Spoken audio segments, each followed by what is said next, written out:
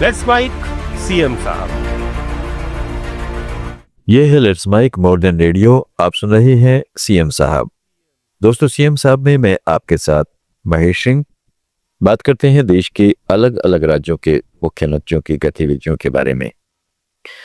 मुख्यमंत्री पुष्कर सिंह धामी ने कर्णप्रयाग नागरासु घटना पर कहा है कि दोषियों के खिलाफ निष्पक्ष कार्रवाई की जा रही है। उन्होंने लोगों से सोशल मीडिया पर भ्रामक खबरें न फैलाने की अपील की। कानून हाथ में लेने वालों पर सख्त कार्रवाई की चेतावनी भी दी। कर्णप्रयाग में और नगरासु में जो भी घटना सामने आई है, और सभी पक्षों को हमने निष्पक्ष रूप से सरकार, प्रशासन, पुलिस कार्रवाई कर रही है, और सभी प्रतिनिधि मंडल यहाँ पर प्रशासन के लोगों से मिले भी हैं, और हमारे पुलिस महानिदेशक ने लगातार पिछले 2-3 दिनों से बात की है। और ये यात्रा का सीजन है, और जहाँ 4 धाम यात्रा भी इस समय चल रही है, और अपने आप में एक रिकॉर्ड तीर्थयात्री अभी तक वहां पहुंच गए हैं। 40 लाख संख्या वहां होने वाली है।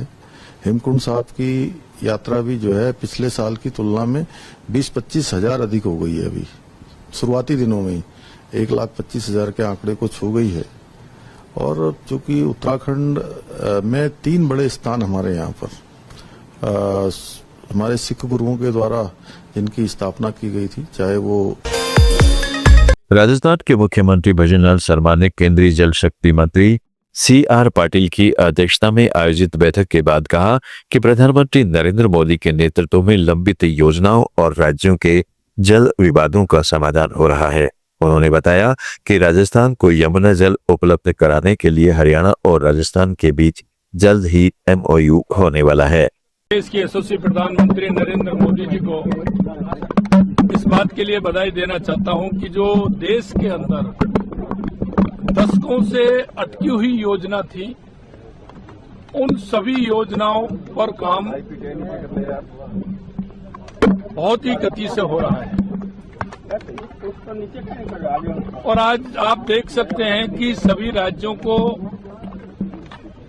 इस तरह की जो समस्या थी, जो एक दूसरे राज्यों के जल के विवाद थे, माननीय प्रधानमंत्री जी के नेतृत्व में उन समस्याओं का निराकरण पूरे देश के अंदर हो रहा है। चाहे वो राजस्थान, मध्य प्रदेश हो, चाहे हरियाणा, राजस्थान हो, या हिमाचल, उत्तर प्रदेश।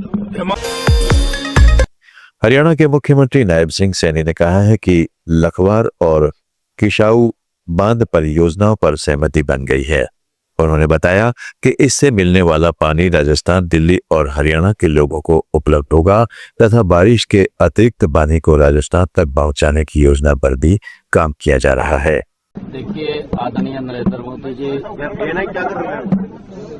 आदरणीय CR पाटिल जी, हमारे केंद्रीय जल शक्ति मंत्री, लगातार जो बैठकें हो रही हैं, उन बैठकों को लेकर के पानी की मैनेजमेंट, वो हर व्यक्ति तक पानी पहुंचे, उसको लेकर के बैठकें हो रही है। जैसा अभी चर्चा भी माननीय मंत्री जी ने किया है कि लखवार और किशाऊ रेणुका बांध, उसका ऊपर पिछले दिनों सहमति बनी है, और जो वो पानी आएगा वो हमारे राजस्थान, दिल्ली और हरियाणा के लोगों को मिलेगा। उसको लेकर के कि वो पानी कैसे राजस्थान जाएगा, उसको लेकर के आज यहाँ बैठक हुआ है। और उसमें पिछले दिनों ये भी सहमति हुई थी कि जो बरसात का पानी है, बरसात का पानी जो बहा करके चला जाता है, उस पानी को भी राजस्थान में इस तरीके से पहुंचाया। पश्चिम बंगाल के मुख्यमंत्री शुवेंदु अधिकारी ने डॉक्टर श्यामा प्रसाद मुखर्जी के बलिदान दिवस पर उन्हें श्रद्धांजलि अर्पित की। उन्होंने कहा कि मुख्यमंत्री के योगदान से कश्मीर भारत का अभिन्न हिस्सा बन रहा है और पश्चिम बंगाल को पाकिस्तान में जाने से बचाया जा सका। उन्होंने कहा कि पूरा देश इस दिन को बलिदान दिवस के रूप में मना रहा है। आज बलिदान दिवस है। डॉक्टर श्यामा प्रसाद मुखर्जी, उनका योगदान, अवदान सबको पता है। एक राष्ट्रवादी और पश्चिम बंगाल का उन्होंने ही सृष्टि किया है। इसलिए माननीय प्रधानमंत्री जी ने स्टेटहुड डे में उन्होंने डिटेल्स श्यामा प्रसाद जी के बारे में बताया। यहाँ उनका अंतिम संस्कार किया गया। उनका जो डेथ हुआ था वो उसके कारण अभी भी अधूरा है, सबको पता है। आज कश्मीर देश का हिस्सा है, ये भी उनका अवदान है। हम सब लोग मोदी जी को आभारी हूँ। उन्होंने जो नारा उठाया था, एक देश एक विधान एक निशान, धारा 370 और 35A।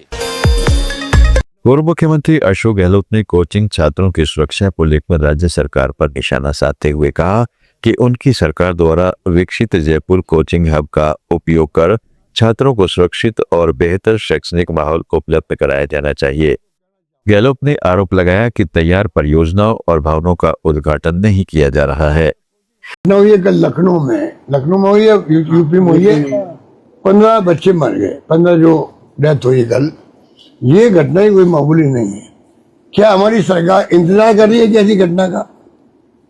मैं सरकार को कहना चाहूंगा, हमने करीब 400-500 करोड़ रुपए खर्च करके जयपुर में कोचिंग हब बना दिया है 140 इंस्टीट्यूशन के लिए।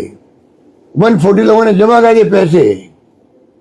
इस सरकार की बेवकूफी से 100 लोगों ने पैसे वापस ले लिए। हम तो IIT का वहां ब्रांच खोलेंगे, वहां पर मजाक बना रखे इन्होंने। IIT को अगर आपको एक यूनिट खोलनी, वहां पर नया भवन बना दीजिए उनके लिए। पर जो हमने काम किया कि जो करीब 1 लाख बच्चे तो गोपालपुरा बाईपास में पढ़ रहे होंगे।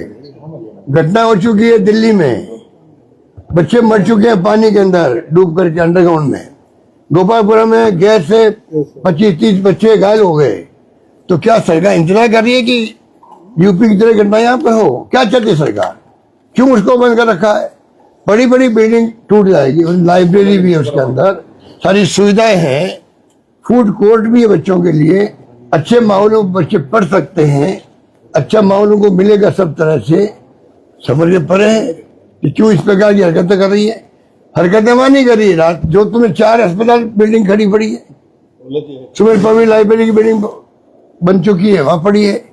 स्पोर्ट इंस्टीट्यूट पड़ा हुआ है। मैंने मुख्यमंत्री खुद को रिक्वेस्ट करी टेलीफोन से बात करके, जब मेरी बर्थडे पे बात हो रही थी।